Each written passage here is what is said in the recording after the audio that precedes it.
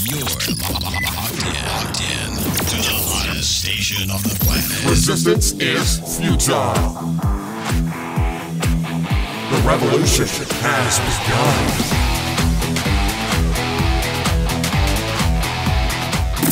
You're listening to Rebelpreneur Radio, helping you break the rules and build the business you need for the life you want. And now, broadcasting his pirate signal from somewhere beyond the status quo, here's your host, best-selling author, marketing and media strategist, Ralph Brogden. Hello and welcome to Rebelpreneur Radio. It's the show that helps you build the business you need so you can live the life you want. I am Ralph Brogden. Probably one of the greatest challenges facing businesses and teams today is getting your people to perform at a high level, to stay competitive, to stay ahead of the curve, to change and to evolve in the rapidly changing world of business. So how do you do that as an entrepreneur? Now, if you're listening, you may be a solopreneur, again, thinking that you don't have a team and this doesn't apply to you, but you may have a team if you're trying to scale. You also have a team if you involve other people in your business. If you have family members, if you have friends, if you ever hope to network or do any kind of affiliate marketing or JV partnerships with anyone. If you want to grow beyond just doing everything yourself, you have to start considering who are the members of your team. They may not be employees necessarily, but they are people that you are associated with and people that you are networking with, people that you are in relationship with. So regardless of how you characterize it, how do we get people to perform at higher levels, and how do we get ourselves and motivate ourselves to lead them effectively? Today's guest is an expert at doing that. I'm here with Robin Miles, joining us from Australia. He is a high-performance coach and strategist focused on helping executives, leaders, and their teams to navigate complex professional, personal, and performance challenges through enhanced collaborative leadership to achieve breakthrough results for both individuals and teams. Robin, welcome to Rebelpreneur Radio. Thank you very much, Ralph. Great to be here and great context that you just set there. So many themes that I absolutely believe in as well. So it's great to be here. Wonderful. Now, I'm someone who, believe it or not, is more of an introvert, and I like to just kind of close myself off and work by myself. But I realize that in order to be more effective and to scale and to have the influence that I want to have, there's some skills I need to learn in terms of working with people, working with teams, developing not just myself, but developing and leading people around me. So I'm really fascinated in how you do this and how you achieve these breakthrough results for people. Tell us a little bit about what got you started in this field and what is the story behind you and your beginnings into this. Wow, we could talk about that for a very long time, but I mainly because I've got a very diverse and interesting background, and I'll just briefly mention a few things because they all kind of come together. You know, I grew up in a very poor part of London and a very rough part of London and had to learn how to handle myself there. So I'm learning for a very young age kind of different skills, tools, or tactics of connecting with people and staying alive, for instance. But then I did aid work in Africa, and then I came back and I studied civil engineering and I trained in the Reserve Army for 4 years as well. So, you know, seeing how to connect with a wide range of different people. And then even back when I was 14, I set up an organization called TEO, which means try anything once, which was about making things become a reality for people. So, you know, going way back, I've got a very, very long history in this. And then I worked in civil infrastructure, which was about delivering major multi-billion-dollar infrastructure projects more collaboratively to get better outcomes. And so later on in life, when I was an executive myself, going back 10 years ago, I had 2 children and both of them had disabilities. And my wife had an autoimmune disorder and couldn't get out of bed. And I said, right, I need to change and create a work life around my home life. So I've had a lot of personal kind of challenges as well. And so it's really the integration of all the things that you said at the beginning, you know, understanding from family, understanding from each of those different parts, and also the personal challenges, because the one thing that I fundamentally believe is there's only one common factor in every problem that you've ever had in your life, and that's that you were there. So unfortunately, that's true. That's very true. I can see you thinking about that. Like, what is it? What is it? It's you, my friend. But then if we, so that we don't beat ourselves up, we can kind of go, there's only one common factor in every success that you've ever had.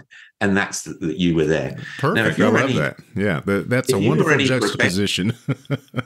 Yeah, I mean, if you were in any business or project and there was a common factor, you'd go, right, I need to start there. And so that's why I kind of work with the individual, and all that experience I've kind of had in, navigating these personal and professional kind of challenges, pushing the boundaries of what's possible.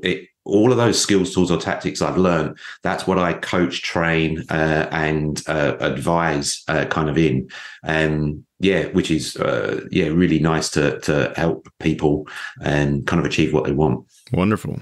So you do this for individuals as well as for teams. What would you say is the biggest challenge that your clients face? Why is it so hard for us to break through, create those shifts, and get people working together towards a common goal? What is the challenge there? Yeah, I think there's two things that people kind of very commonly experience, and there's one challenge they need to overcome first of all to actually help themselves.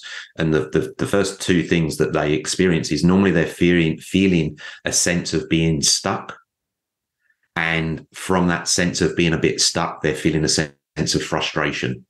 Now, that degree of frustration, can be quite severe, or, it depends, but it's that there's a frustration of a knowing that they want to be achieving something that they're not, and they're feeling a bit stuck because they don't know, how to kind of break out of that. Now, that's what they're feeling. Now, the biggest message that I want to get across to people is about the need to have a sense of humility. Because the reality is that we all find ourselves in those positions. The world right now is more challenging than it's ever been before.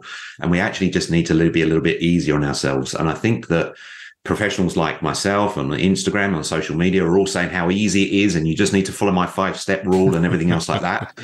I agree with them, but I also think there's an element of rubbishness to that. Like I train in overcoming overwhelm. But I use those techniques on a weekly basis because I feel a sense of overwhelm and then have to kind of use those techniques. Does that make sense? And so I feel like there's this expectation put on people that, oh no, I should be able to do this. I should be. And what they do is they then just suffer in silence. And in actual fact, frustration is actually the seed to anger.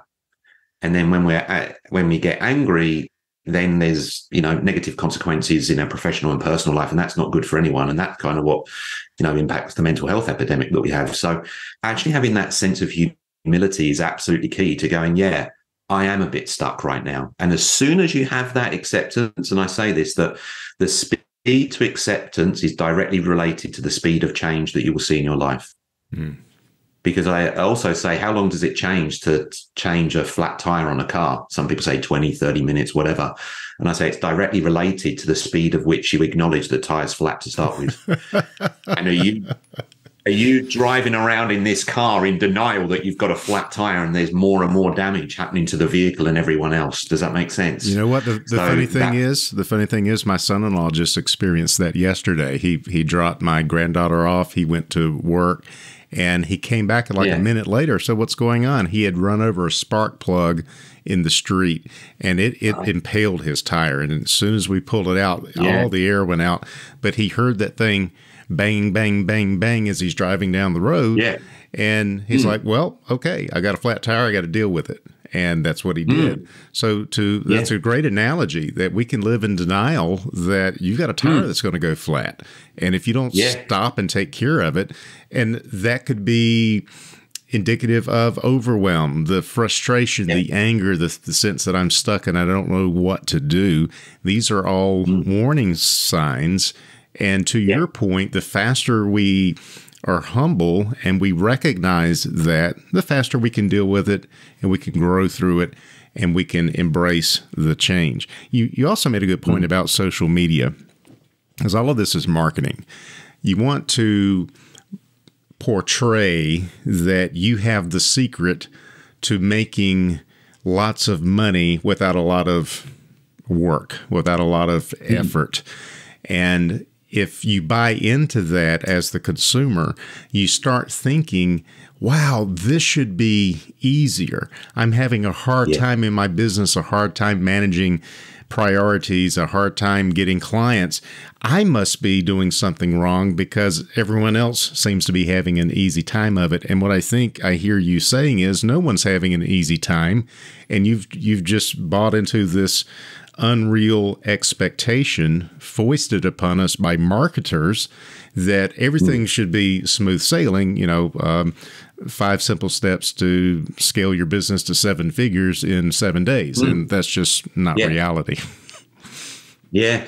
And, there are examples of people who do things, but it's, I absolutely agree with you. And I've coached kind of really people who are out there on social media, who are showing that they've got everything together and everyone's going, oh, they're amazing. And I've actually worked with them behind the scenes, and their lives are unraveling behind the scenes. Right. Yeah. All the time with celebrities and everything else like that, they're the top, and then suddenly they're the kind of the bottom. And I think that one of the key things is having about more realistic expectations of ourselves. And, I think that's really important for caring for ourselves and realizing what's actually important to ourselves as well. You mentioned overwhelm. What are some things, because I feel like that's kind of the first symptom that I'm in my business. There's all these things I want to do, all the things I want to accomplish. I want to grow. I want to get clients.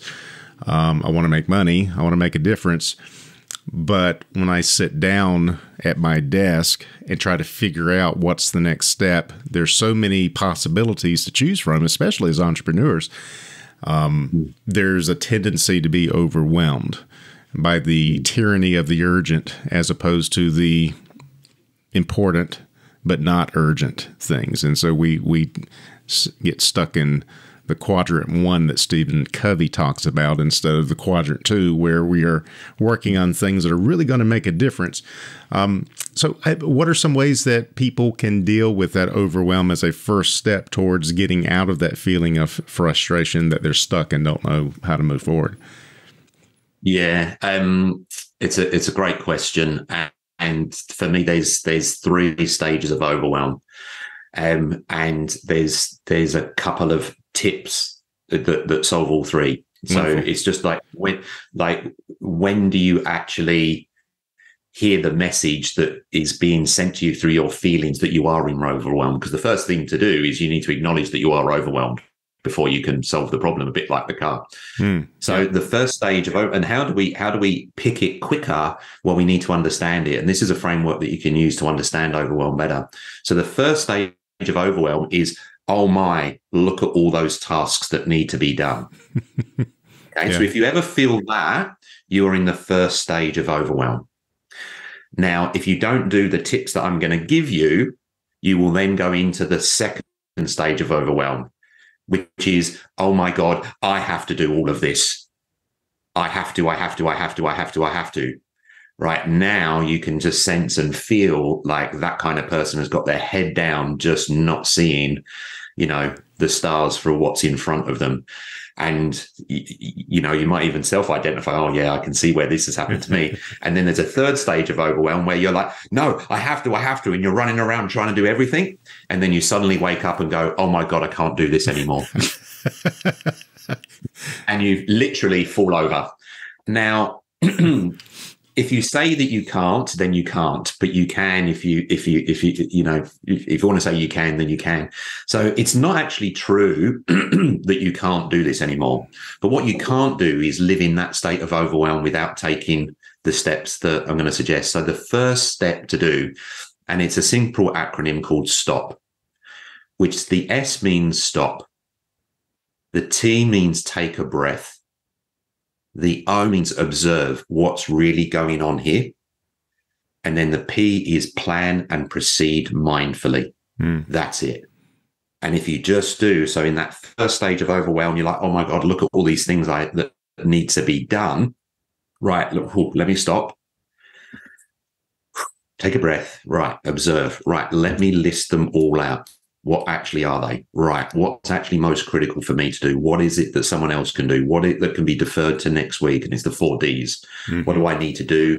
What can I defer? What can I delegate? And what can I dump? And go, right, let me set myself, what we said earlier, a realistic expectation of, right, I'm going to deliver on these things. Deliver on those things, you then get a dopamine hit. Yes, you said that you were going to do those things. You've done them. You feel good. You get that positive energy to put on the others. Now, you can keep going and not take that advice, and you can get to the, I can't do this anymore. What shall I do? I'll go, stop. But you could have stopped in the first stage as well. So it's, does that make sense? Yeah.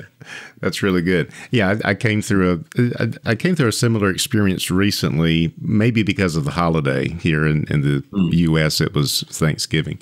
I don't know if they celebrate Thanksgiving anywhere else but the U.S., but maybe some version of it. Boxer Day or something is more on the other side of the world, the day after Christmas, I think. Yeah, that's right. But people do acknowledge, any reason for a party, basically, and celebration.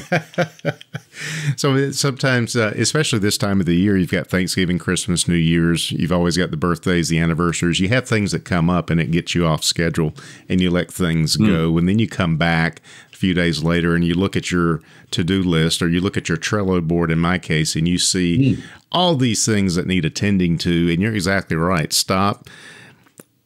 Take a breath, observe, and then plan and proceed mindfully. And you use that process and realize I've got, 75 things on here, but out of that, what's really important and really needs to be done today and is really urgent, maybe 3 things and 10 things I'd like to get to. And the rest of it can just sit there, or it can be deleted. It's not that important. And if it sits there long enough, probably doesn't need to be done, or it doesn't need to be done by me anyway. So you delete it, or you dump it, or you defer it, or you delegate it, or you do it. It sounds so simple in practice, but it sounds so simple in theory, but in practice, it's not so simple, is it? And that's that humility point that I was talking about. Like I've dealt with like some really senior people, and they've been really struggling. And I'm just like, you've just got to do this. And they're like, no, it's more complicated than that. I'm like, it's not. Trust me. With this thing, I will call you in 24 hours. I call them in 24 hours. How are you feeling? Oh, my, so much better. I'm like, see? And they're like, I always remember a client saying to me, Robin, I'm going to be the best testimonial for you that's never gonna say anything. And what he meant by that is, he said, because you've been amazing what you've done, but it's so simple, I'm embarrassed to tell anyone about it. But it is about coming back to basics. And when we do that, we can normally solve it. And one of the other things I kind of often say to people is that, if you weren't here tomorrow, because we think everything's so important, but if you weren't here tomorrow, what would happen? Yes, people would be upset, but the world would keep spinning. Bills would still keep being paid. The sun would go up and go down, and everyone would move on. And in the end, they'll be like, yeah, Robin who?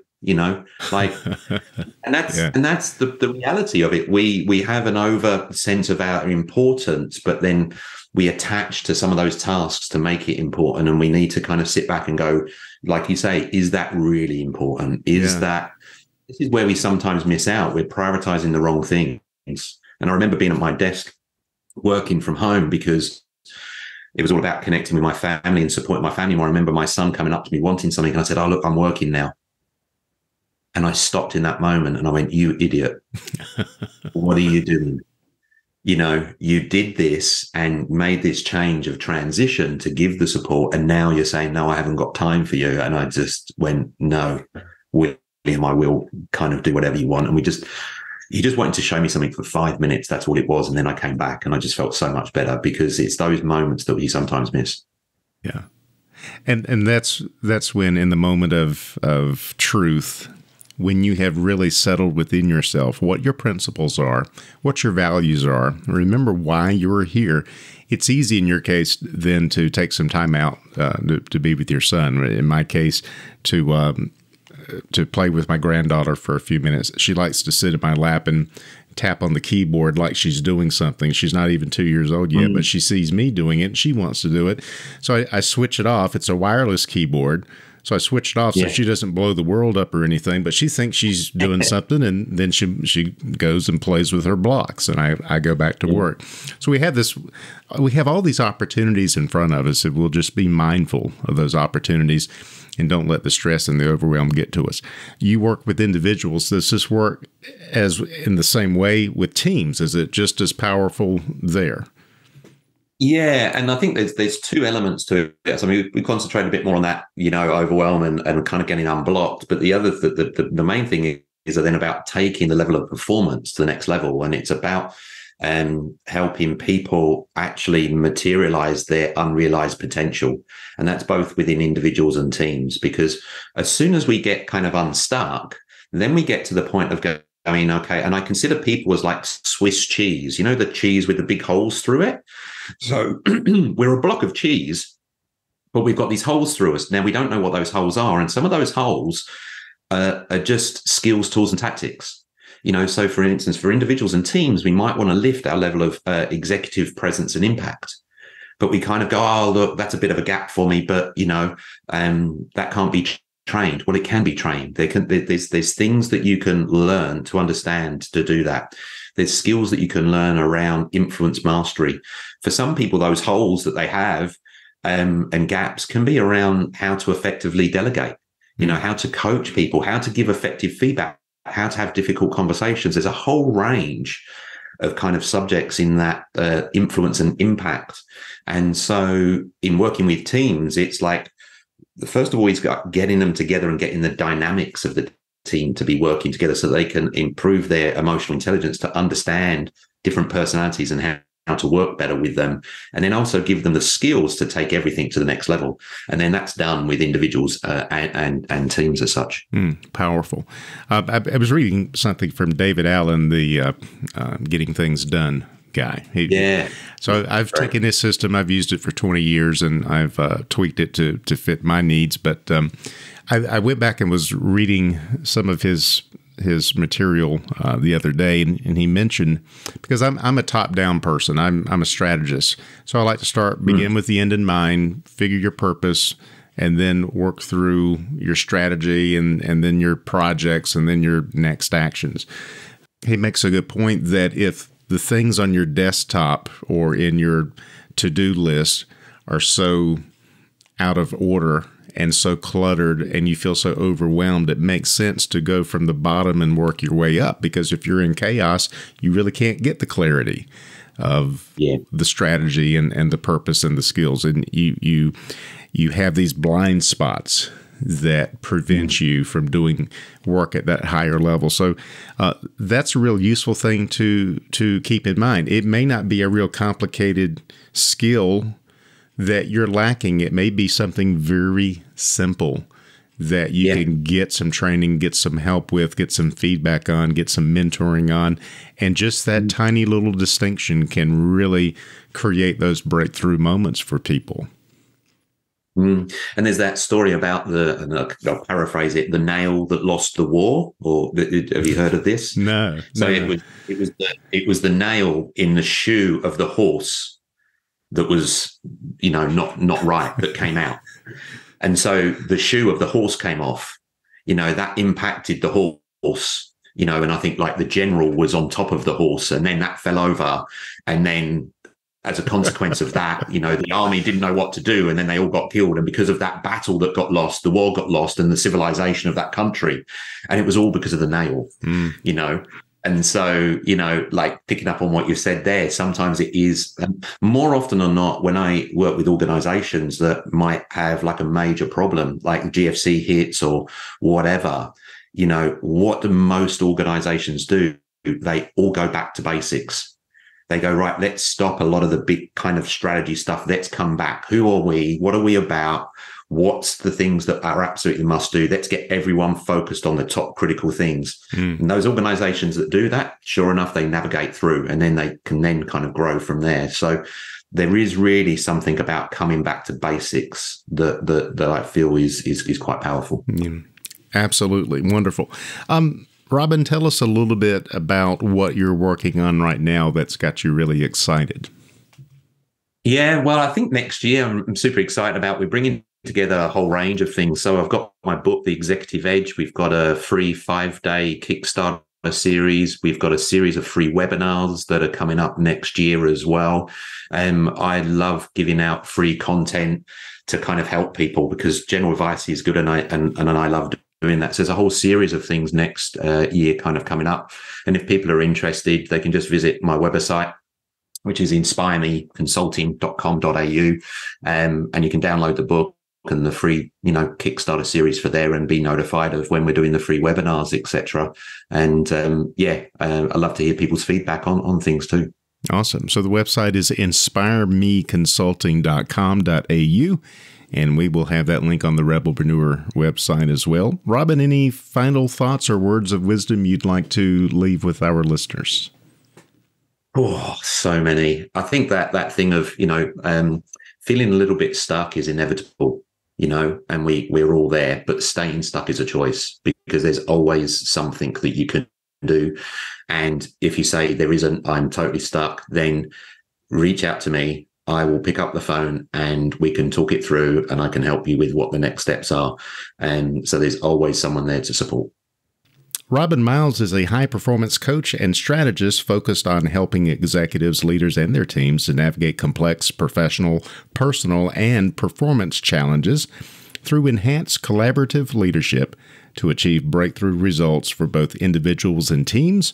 You can learn more at inspiremeconsulting.com.au. Robin, thank you so much for your time and your wisdom today. I appreciate your gift, and keep up the good work. Thanks. Much appreciated.